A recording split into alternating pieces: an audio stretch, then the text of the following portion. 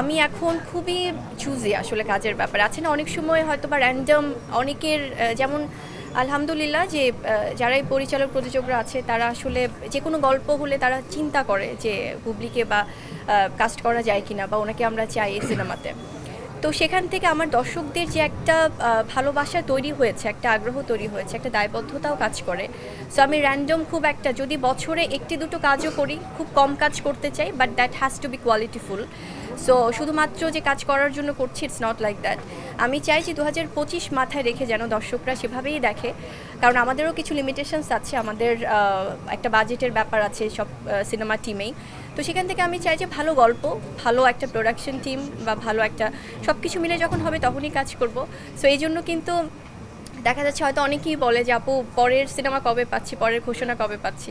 তো আমার মনে হয় যে আসলে ওই কোয়ান্টিটিটা না বাড়িয়ে আমি চাই কোয়ালিটি, যেটা বরাবরই আমি করে এসেছি। সো অনুরোধে ঢেকি আর আসলে চাই না যে না, অনেকেই বলছে ছোট বোন হিসেবে আছে এই কাজটা আপু একটু করে দেন। সো এভাবে আর চাই না, আমি চাই যে কাজের ক্ষেত্রে যেন আমার দর্শকরা আশাহত না হয়, সেটাই আসলে চাচ্ছি। আপু আমার একটা প্রশ্ন আছে, দিন যাচ্ছে আপনার সৌন্দর্য বৃদ্ধি পাচ্ছে, আসলে এটা রহস্যটা কি?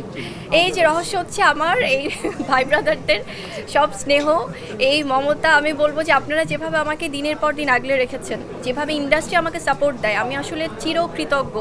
আমি সবার কাছে, আজকেও সবাই আছে, আমি হাত জোর করে বলছি যে আমি অসম্ভব কৃতজ্ঞ সবার কাছে, কারণ আপনারা সব সময় আমার পাশে ছিলেন, আছেন, এবং যেভাবে আমাকে ভালোবাসার সম্মান দিচ্ছেন, সেটার জন্য মনে হয় যে এই যে রূপের রহস্যটা দিন দিন আরও বৃদ্ধি পাচ্ছে। আচ্ছা, অনেক নায়িকারা তাদের জন্মদিন খুব ঘটা করে পালন করে, অনুষ্ঠান করে পালন করে। আপনাকে খুব সাদামাটা ভাবে উদযাপন করতে দেখা যায়। তো আপনি কেন, কি কারণে আপনি ছোট পরিসরে করেন? খুব সুন্দর প্রশ্ন করেছেন ভাই। আমি বরাবরই আসলে কখনোই জন্মদিন খুব ঘটা করে পালন করা হয় না, একদমই হয়তো ঘরোয়াভাবে, হয়তো বাবা মার সাথে বা আমার ছেলের সাথে, বা একদমই নিজেদের মতো করে পালন করি। আর শুটিং ফ্লোরে থাকলে শুটিং ইউনিটে সবাই হয়তো নিজেদের মতো করে কেক কেটে সেলিব্রেট করছে। তো আমার আসলে কখনোই, মানে আমার কাছে মনে হয় কি, হ্যাঁ কখনো না কখনো তো হয়তো ঘটা করে পালন করা হবে, যেখানে আমি ইন্ডাস্ট্রির সবাইকে পাবো।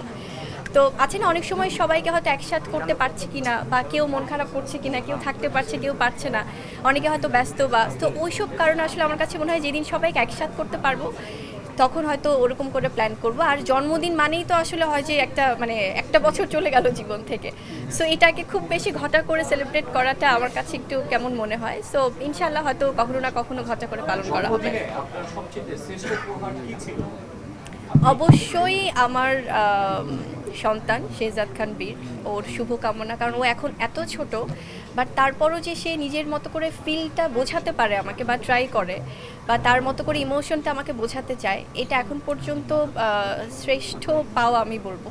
আর এছাড়াও আমার জন্মদিনে যেভাবে আমার শুভাকাঙ্ক্ষী বা আমার চলচ্চিত্র পরিচালক, প্রযোজক, আমার সহশিল্পী, আপনারা সাংবাদিকরা যেভাবে আমাকে ভালোবাসা দেন, এর থেকে আসলে বেশি পাওয়া আমার মনে হয় যে এই জীবনে আর দরকার নেই।